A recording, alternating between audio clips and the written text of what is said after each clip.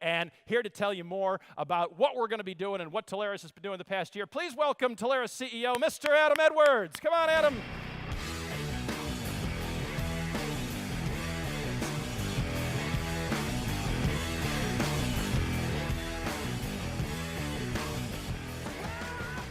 Well, welcome to Partner Exchange. This is the first and only Partner Exchange, biggest event we've ever had, as we mentioned previously. But I want you to hang on to that because actually it will be the only Partner Exchange that we ever have. In fact, it's going to go the way of the Level 3 logo, or the way of the Broadview logo, or if we're still keeping that. The thing is, Partner Exchange, it turns out, is pretty common. If you look around the lobby, you'll see that there's another exchange going on. Did anyone get confused by that? I got confused by that.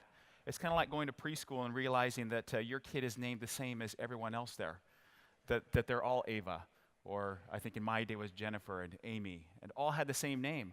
Well, it wasn't just that. It turns out when we named it Telarus Partner Exchange, we didn't actually have naming rights to that, and I found that out the day before we went to print.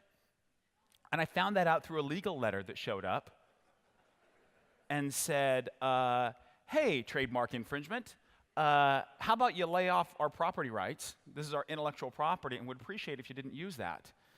And I was on a layover, as I usually am, for about an hour, and had about an hour because we were going to the print the next day.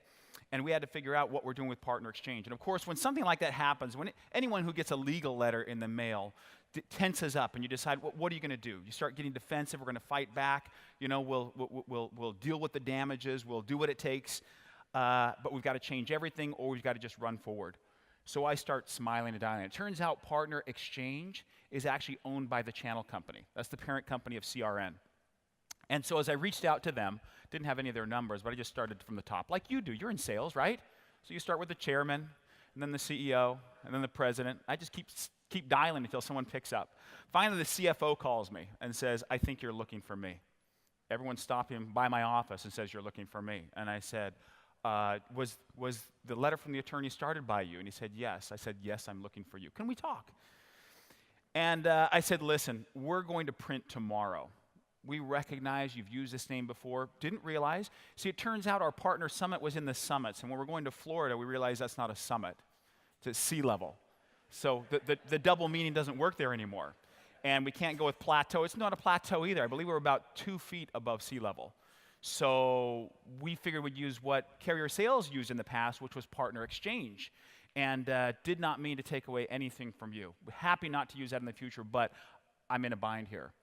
Very gracious, actually. The channel company said, you know what, not a problem. We understand what it's like to put on a show. That's really tough leading up to it. Why don't you go ahead and run with it?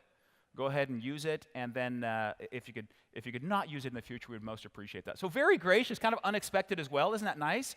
When legal letters start going, things get amped up, and very kind and gracious. So if you see any advertisements in CRN in the future, that may be a result of this. You won't see Partner Exchange anymore from Telarus. We'll go back to another name and a more appropriate non-trademark infringing name. So enjoy any swag that you get. Make sure you collect it because it will be a collector's item, and you can have fun with that because we'll have a brand new brand when we come out next year. So the reason I like these events so much is because it gives us a time not just to network with one another, but to look back. And it's a point in time where we can look at our report card and say, what happened? You know, it seems like such a blur since we were in the mountains at Stein Erikson. So many of you were there with us, networking, learning, exchanging. Oh, wait, we don't exchange anymore. Summiting. But a lot has happened since that time. And it's a fun time to go back through what's taken place in the year, not just with us internally, but also with the industry, and also around the world. I think a lot of times we forget what takes place. And as we look around, I think what passes by so quickly is what's already expected. Things that we expect to see that happen all the time. Things like the Warriors winning again for the 3rd time in 4 years. I think that's expected. And so it's really not notable anymore, except for maybe some folks from Sacramento, or rather Oakland, or where are they? Where are they again? Oakland, all right. For now. Teams don't stay in Oakland very long. I can say that. I'm from LA. We had the Raiders once in a time. And I would like to point out that's the extent of my sports knowledge right there. Because when we put in these images of some of the unexpected things like the Eagles winning, by the way, one of my favorite moments, not the Eagles winning, didn't care. What I loved, though, was Terry Connell, the SVP of Comcast, having us all stand at a Comcast event and sing the Eagles fight song. It's amazing to me how passionate people are about their sports teams. And when they see things like this happen, or maybe the Astros win for the first time ever, or maybe the Capitals, I want to let you know that as people are feeling that great emotion, I feel absolutely nothing. Nothing. It's amazing to me that people get so emotionally wound up. In fact, I learned this about Richard Murray. You know, as we got together as a new organization, I'd already known Patrick is a huge sports fan, big, raving sports fan. And when I met Richard, what I didn't realize is he's even a bigger sports fan. And so I've got to time my emails. When he is at a Jazz game, I check the score. And I make sure things are going well, because if they're not, I'm not going to send that email. Even though I don't care, I'm situationally aware enough to know how to time my messaging. But some of these sports logos have so little meaning to them. I think it's just a logo. The Lakers I grew up with, nobody's on that team anymore. All the people that I watch play are gone. I think the Fruit Loops logo carries more meaning for me than do some of these logos. And they've done a lot for me. Maybe impacted my health and spiked my insulin, but done a lot for me. I'll tell you, some of the things I like to watch are things that take place in the industry, some of the unexpected things. Something that took notice, I think, of a lot of us was when the Falcon Heavy took off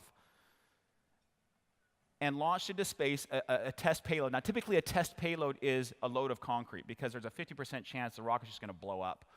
But this is the largest rocket since the Apollo program. And when this took off, it carried the Tesla Roadster with Spaceman that was to orbit around Mars.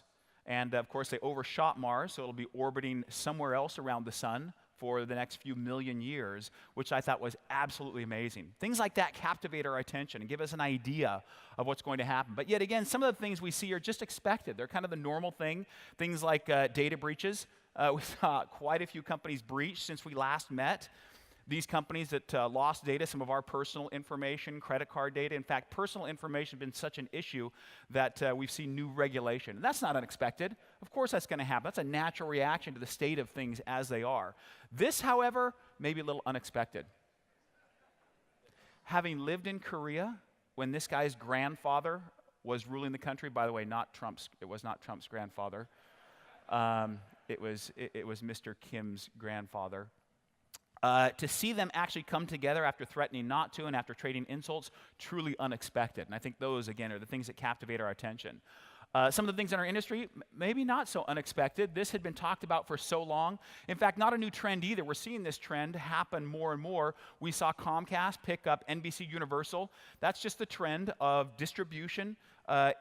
Merging with content wasn't even possible before, but because of some changes in law, we saw Comcast do this.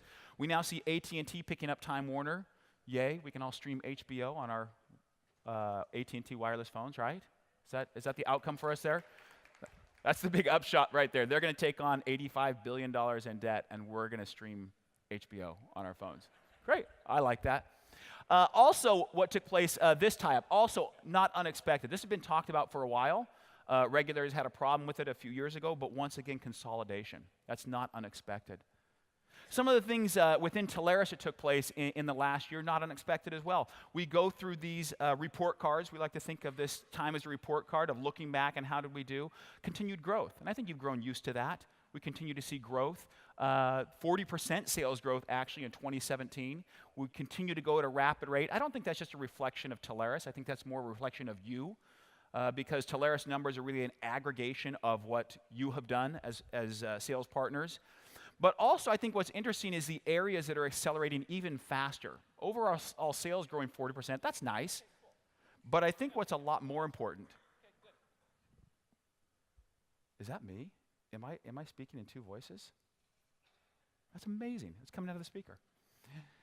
What's interesting is we've got the other product categories that are accelerating at a much more rapid rate. Contact center and UC, over 120% increase. We continue to see acceleration there. Also cloud. Now we break out cloud from UC. A lot of people like to talk about that together. I think it inflates the numbers.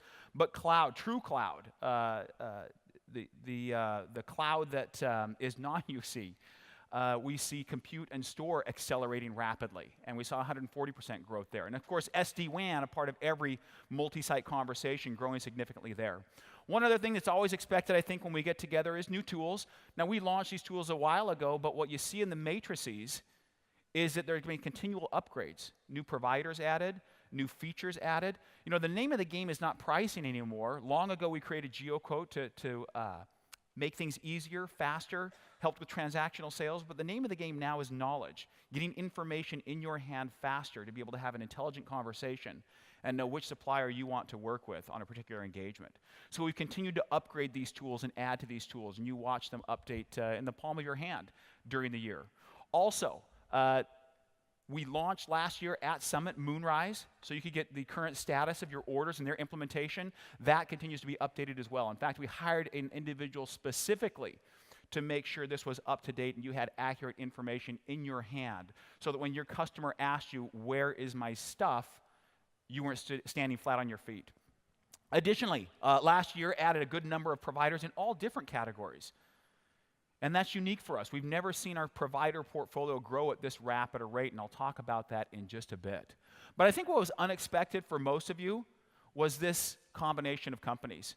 In fact, well, I say most of you, there were a lot of people who did expect this. In fact, when we announced the news, they said, well, it's about time. We figured this was going to happen. I was not one of those people. I was not one of the people that saw our company coming together a year before. Some people did. Patrick saw it before me, Richard saw it before me, some of you saw it before I did, but I don't usually operate just by gut feel. For me, I've got to study it out. I've got to understand the dynamics. I try to be systematic in my thinking, and so I always habitually pause and assess and look at what's going on. And the things I see and the things that brought us together were some of the industry dynamics that are taking place right now that are impacting you, that are impacting us, and that we're responding to and making sure we get ahead. One of those is specialization. The specialization currently taking place in the industry means that people who are expert generalists are also getting very focused in specific areas. We see people being very specific by category, whether that's a technology area, a certain product set, or even a vertical, and we see them being very successful in this. In fact, as an organization, we made sure we focused on different areas. One, I think historically everyone knows we've focused on network. I think our automated paperwork, automated pricing, provisioning, all sorts of good things. I don't think anyone questions that Telarus has an expertise when it comes to wireline services. But we made a big push into UC. We saw that being the future. Roger Blom, our EVP, who came over from VX, in fact, the reason we acquired VX was for this opportunity, because we focused on UC and saw that pop because of the success you're having. Cloud as well. But what carrier sales brought was additional specialization. You see, as an organization, we found that partners were no longer just doing business with people they trusted. You see, trust is a foundation. It's a given. You're not going to do business with anybody you don't trust. But there needs to be something more. Beyond that foundation of that relationship, there needs to be more value exchanged. And what we found is some of our most trusted partners who trusted us, would walk their deals down the street because carrier sales had expertise. Number one in contact center. Nobody did more contact center in the industry than carrier sales because they invested in it, because they developed expertise around it, and they could help partners be successful with it. Whether that was navigating the products or navigating some of the providers and helping to get things going. Carrier sales had that expertise. In addition to that, mobility and IoT. Telarus had nothing to do with mobility and IoT, but carrier sales for years has had success there and had a team led by Tiffany Wolf to make sure that we're staying on top, not just of mobility, but the evolving IoT opportunity that's now springing forth. It's this specialization that's going to carry us forward and continue to help you as you specialize, make sure you have the things you need. So as we brought these companies together, I think a lot of people asked the question, okay, I get it, there's a lot of people there, but it's not just the Patrick and Adam show anymore. Nor is it the Patrick, Adam, and Richard show. There's a big team that is helping you be successful. We wanted to make sure you understood who they are and where they fit in the organization. Zane Christensen has been our CFO for years. He continues to be our CFO. Roger Blom, our Executive Vice President. And what does an Executive Vice President do? That's a nice title because they can do whatever you want them to do. And in fact, Roger runs all of our ancillary businesses, having led VX. our monitoring tool. He now is in charge of all of our ancillary businesses, whether that's contact center or the other businesses that we're spinning up. Roger's in charge of those, and also strategy. So a lot of the outline and the structure you see going forward is because of Roger. Also in field sales, these are the people that you talk to every day. They run 6 regions, and you'll recognize the regional vice president in your area, and Scott Forbush leads that team. Also, Bryce Hayes, still here as our SVP of Operations, as well as Michael Brown, our head of technology, and you'll see Michael leading a few sessions today, the exciting session that Greg was talking about VX. Also, Amy and leading marketing and her team, of course, putting on this show. Paula McKinnon, our Vice President of Supplier Management, that suppliers interact with on a regular basis. And also our team of specialist leaders. So we talked about Ray leading Contact Center in UC. We talked about Tiffany Wolf over mobility and IoT. But also Josh Lepresto over engineering, to make sure we've got engineers that can help you in these new product sets, to make sure that you've got the expertise on hand to close larger and larger solutions. Another dynamic that pushed us toward this is scale, the requirement for scale. And scale doesn't just mean bigger. Scale means as you get larger, your fixed costs hopefully stay constant and become lower as a percentage. What that means is you're able to reinvest faster in the organization, become more efficient. And a lot of times, efficiency means cost cutting. It actually means when you are efficient, you're doing things with fewer resources. But for us, it means we can reinvest at a faster pace. When we say scale, there are a few things that are growing rapidly. Number one is the product set. If you look at the products we started with, a lot of us started in voice, selling long distance. That quickly graduated to access, then multi-site networks, from WAN to SD-WAN. Of course, because we're all these endpoints, we're talking security. Because we're talking connectivity, everything connects to a data center, so we're talking colo, and then we're talking cloud. All of these different products now are in your bag. You can sell each of these. And because the product set has expanded so much, we need to make sure we've got the expertise and the people on hand to help with it, to help you have those conversations that you can reach out to when you need assistance. Beyond product expansion, we also saw geographic expansion. And by geographic expansion, what I mean is a lot of these companies were focused on their footprint. Of course, because we focused on wireline, we saw that they had a physical footprint. A great example of this is Telepacific, or TPX, as they were very happy when we named our event Partner Exchange. Another reason we're not abbreviating Telarus Partner Exchange to TPX is because they're getting free branding, and we need TPX to pay for that branding. And they've got...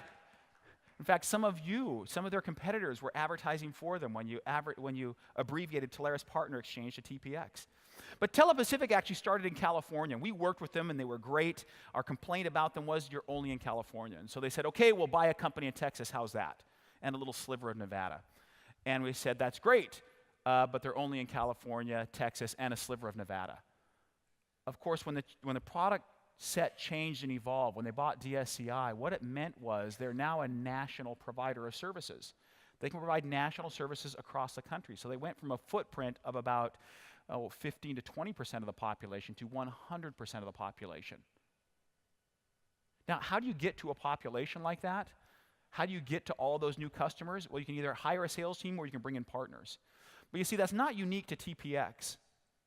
That's happened with Comcast. It is now selling out of its footprint that can sell through Type 2.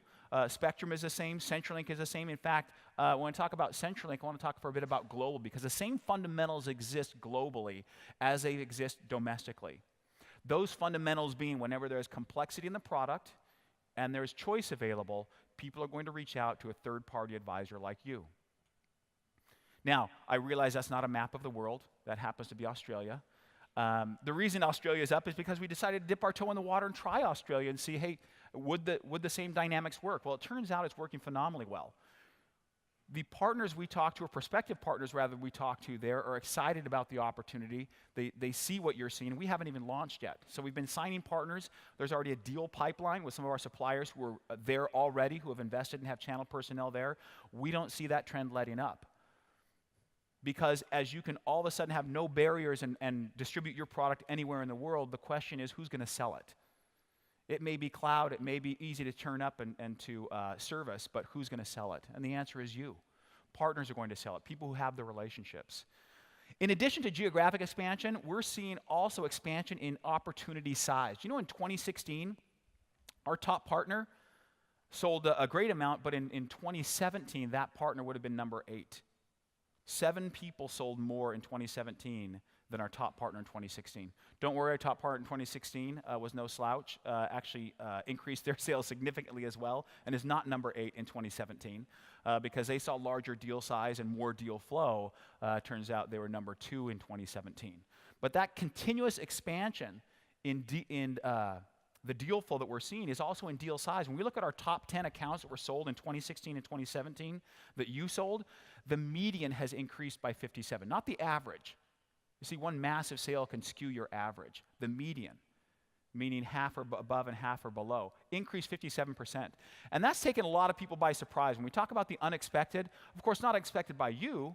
As sales partners, you know you're getting into bigger and bigger deals. But what a lot of these providers don't understand is that you're getting into bigger and bigger deals. In fact, when we went to Australia and talked about some of the current trends and what we hope to see from them as a channel, what they said is, yeah, we brought over a consultant from the US and they told us that the channel fits right in here, like that little dot right there. And we'll take the big stuff and they'll fit in this little space. And we said, hang on, we've seen this movie before. And let me tell you how it ends. The partners are going to get into bigger and bigger deals. And then we're going to go to advisory councils. We're going to have talks about channel conflict. And we're going to have talks about protected lists. And then we're going to have to show you paperwork that was signed by an agent on your protected list that they sold through your competitor. And it's not a fun conversation. So how about don't put us in that box because partners are going up here. The average deal size continues to increase. Partners increasingly are getting into larger organizations and larger deal sizes because of the complexity, because people want to reach out to a third-party advisor, someone they can trust. That trend is not going away. That trend will continue to be with us, and you'll continue to see it. Oh, there it is. Ta-da, 57%.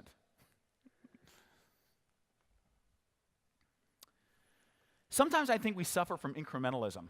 It's easy in a field like this to see the growth that's taking place and assume that every year you're going to grow 10, 20%, and isn't that nice? In most industries, it is nice. But the problem is what we don't see is the vision of where it could be. And when you don't have a vision of where you could be, I think you suffer in your planning and your preparedness for where it's going to be. And I want to tell you about someone in a parallel industry to give you an idea of where we are going, to give you an idea of the magnitude.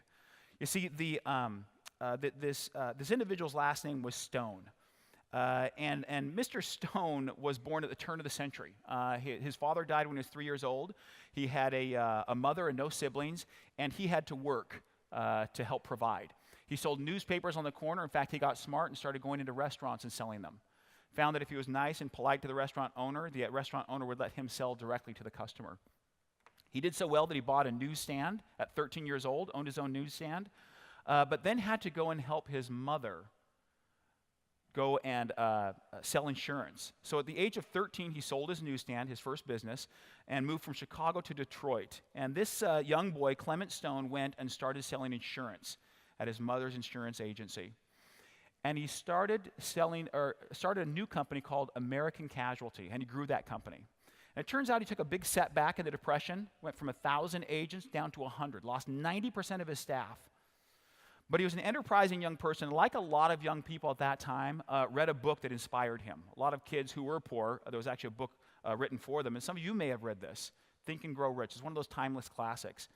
And he was so inspired by the book, and I think also his personality was such that he continued no matter what the adversity, even losing 90% of his staff. He decided to keep growing and growing his business. Because of his son's health reasons, he had to leave Detroit, move to Arkansas, ultimately went to Dallas, where he continued to buy and expand his business. American Casualty was ultimately combined with Ryan Insurance. And as he did that, he also was so infatuated with the concept of positive mental attitude that he actually co-authored with Napoleon Hill quite a few books after Think and Grow Rich and became a big proponent of the self-help genre.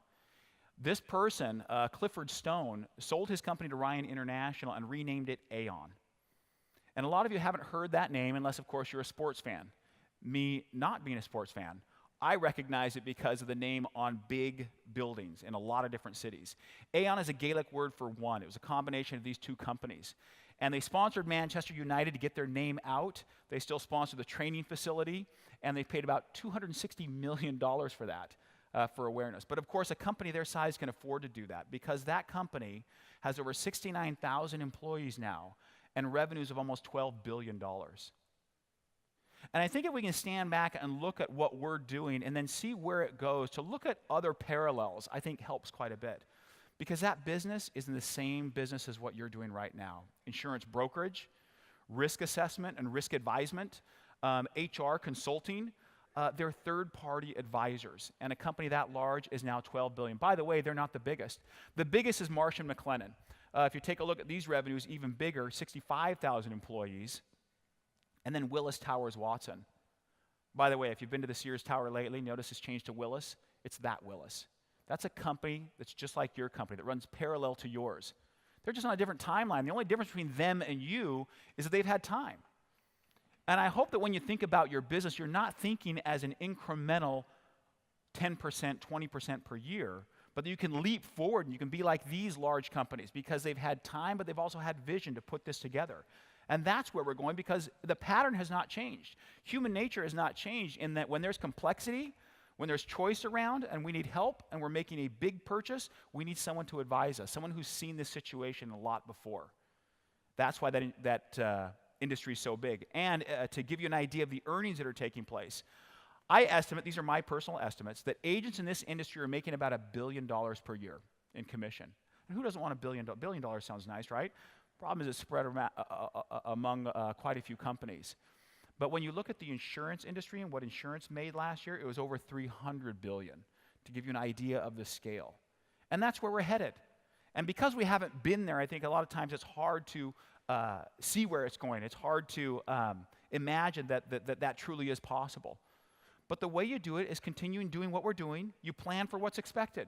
You plan, just like we saw the results this year, you plan for those next year. And I think predicting the future is not that hard. And that sounds like a crazy statement, but I think everyone understands that renewable energy, you think it's going to grow or shrink?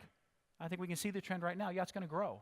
When we look at processing power, is it going to increase or decrease? Yeah, I think that's a pretty safe bet. That trend is going to continue. Processing power will increase, and the price of memory will decrease. That's not a new trend. That's been going on for 30, 40 years now. Some of the trends in our industry that I think we can expect to continue that you should plan on, opportunities getting larger.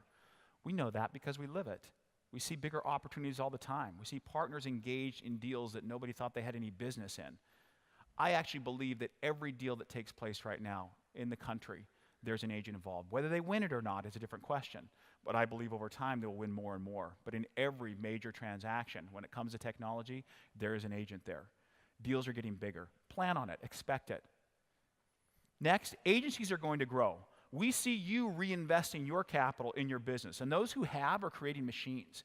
We see some formidable agencies now. For those of you who have not, or those of you who are just starting out, I've talked to a couple of you who are just starting your businesses, don't be intimidated by that fact that people have reinvested. The fact is they've paved a way for you.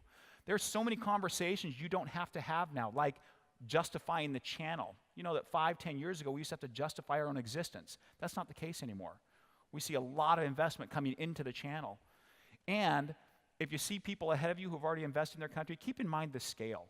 They may be far ahead of you now, and you may look around and say, boy, wish I had an agency like them, or wish I would have started like that person. But when you look at the scale of those 12 and $14 billion companies, keep in mind that our size relative to each other right now may be significant, but in the future, it's a dot on the screen. In fact, I showed you that dot of how small it is. And how big it becomes, it's irrelevant where you're starting right now. But that reinvestment becomes a geometric progression. We're going to continue to see agents grow in size, and we're also going to see them grow in sophistication. We're seeing specialization now. Organizations are being purpose-built, meaning they're finding a niche, they're going to hit that seam, and they're going to keep running that seam. We see a lot of that. We've seen that in contact center. We're seeing it in security. We're seeing in a lot of areas that these organizations are purpose-built and saying, you know what, I'm going to focus on this area. I'm going to hire these people because I know my customers continue to ask me the same question, and I'm going to have an answer for them. Purpose-built organization. Next, you're going to see a lot more automation, especially when it comes to transactional. Partners are not getting out of a transactional business. We were talking last night about DSL. Partners love DSL. We just want to sell 500 at a time. We just want to sell big distributed deals. But also we're seeing a lot more automation to make that happen. Plan on Telarus bringing a lot of that to bear, but also we'll see it from your investments as well. And also, M&A.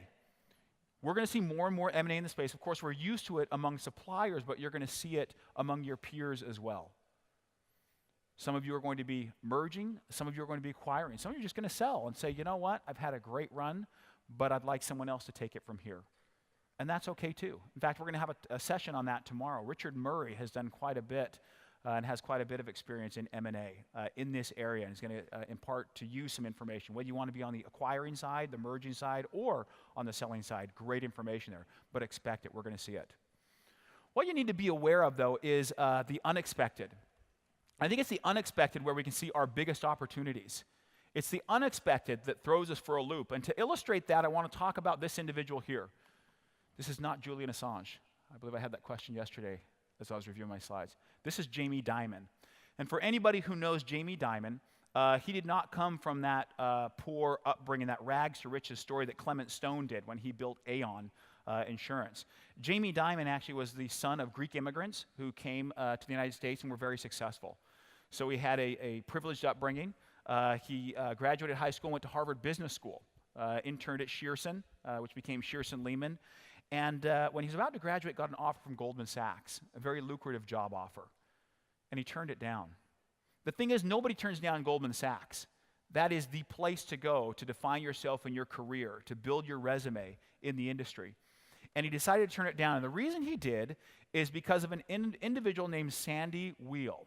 And Sandy, at the time, was the chief executive of American Express. And Sandy said, look, your dad's worked for me for years, Jamie. I think you're bright, you're enterprising. Why don't you come and work for me? I can't pay you what Goldman does, but I can promise you we'll have fun, and I promise you your learning curve will be steeper and faster than anyone who goes to Goldman. Just come and stick with me. And he said, all right.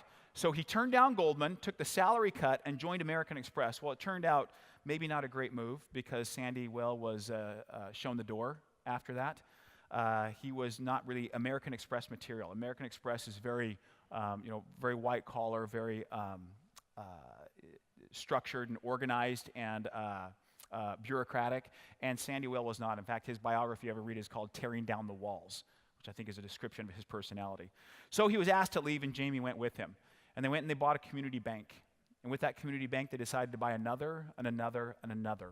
And they put these banks together and created Citibank, what you now know as Citibank. They also bought Travelers Insurance, the biggest acquisition at the time that had ever been done. It turned out Sandy also brought in his children to become executives. And when they got at odds with Jamie, who had been there because of merit, Jamie was shown the door. But he didn't stop there. This is where the unexpected took place, or rather the unexpected got set up. When he was asked to leave Citibank, a company that he had built, he was hired by Bank One. Bank One was acquired by J.P. Morgan Chase. And when they acquired Bank One, J.P. Morgan Chase asked Jamie Dimon to be the CEO. Of course, you may know he's still the CEO and the most influential banker in the world, and here's why.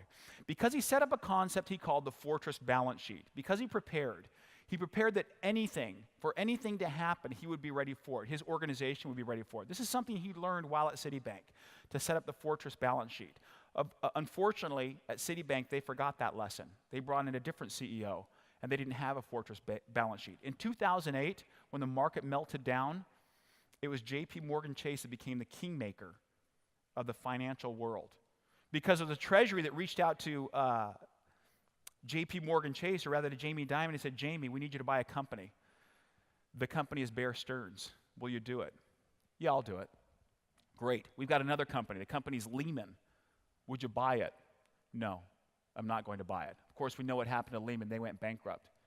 It was Jamie Dimon's decisions alone that carved the future of our financial world, choosing who would live and who would die. By the way, if any of you know why he chose Bear Stearns over Lehman, it wasn't because of the financials. Their financials were all terrible. The reason was he liked the office. It was a shorter commute.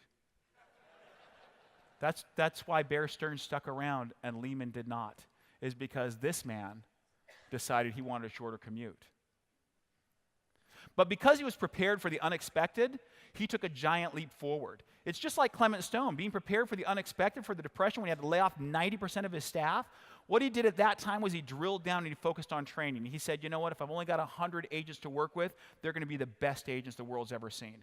And he focused on training. He focused on Napoleon Hill and self-improvement. And it became a passion for his whole life. People that plan for the unexpected, or rather prepare for the unexpected, take giant leaps forward. And that's how you break out the 10 or the 20% growth. Don't get me wrong, 10 or 20% growth is great. We want 10 or 20% growth. But to take giant leaps forward takes preparedness, because the unexpected will take place. And let's talk for a minute about what that might look like. Coming up, some of the unexpected things, maybe not so unexpected because you are planning for it, a downturn. That's where two people we just talked about made their leap. Clement Stone, also Jamie Dimon, made their leap forward during downturns. What are you going to do in the next downturn? It sounds terrible. It's a downturn, right? It's awful. What's good about that? Well, actually quite a bit. Number one, we just had a downturn in 2008, and that's the reason people pushed over to cloud, because they couldn't afford the capital investment. You may have thought that cloud was inevitable. Of course it was going to happen. We tried it in the 90s with application service providers. We just didn't have enough bandwidth. Maybe, but maybe not. The fact is, in 2008 is when it accelerated. Also, during a downtime, people become available. Talent becomes available. People are looking for opportunities. In the next downturn, who are you prepared to hire? Are you going to hire engineers? Are you going to hire specialists, software developers, more salespeople? What are you going to do? Because in a downturn, you actually have the opportunity to accelerate. That's the time you're going to accelerate. What else might be expected? Unexpected is AI and big data. I think a lot of people are anticipating this, but I don't think a lot of people know what it means. AI, big data. You know, in the contact center world, they're already seeing it. There's already hints and suggestions and coaching for agents as they're talking to a customer. Talk about this, ask about that, suggest this. They sound, perturbed. Maybe you should, go this direction or that direction. So we see it already weaving itself into and augmenting some of our skill sets. But what other path could it take? Is it going to replace you? I highly doubt that. It may replace a lot of jobs, but empathy and relationship and trust, I think we're a long way off from. I think truck drivers had a lot to be concerned about. I think trusted advisors, not so much. But think about what that's going to do for your business. Next, what I'm titling the VAR implosion. Nobody wants to call it that. But they talk in numbers. A few years ago, and these were the IT distributors saying, you know what, we think 30% of our partners may not make it. They're just not making the shift. They're not moving to cloud. They're not getting retrained and retooled. Now the number I'm hearing is 60%. If that's not an implosion, I don't know what is. There is a vacuum being created in third-party advisory, a vacuum that you're about to fill. And so as you look at that and think about the other unexpected items out there, what are you doing about it? What are you going to do to prepare for that opportunity? Not just for the expected incremental increase where you continue to invest. How are you going to take advantage of the unexpected that pops up? I want you to know that regardless of what the future brings, we're going to be there. Telarus will continue to be there. As Patrick often says, you can tell what a company believes and where its values are by how it spends its money. And you know what? Next year we're going to get up, and it won't be Partner Exchange. It's going to be Partner Summit maybe. We'll call it something different.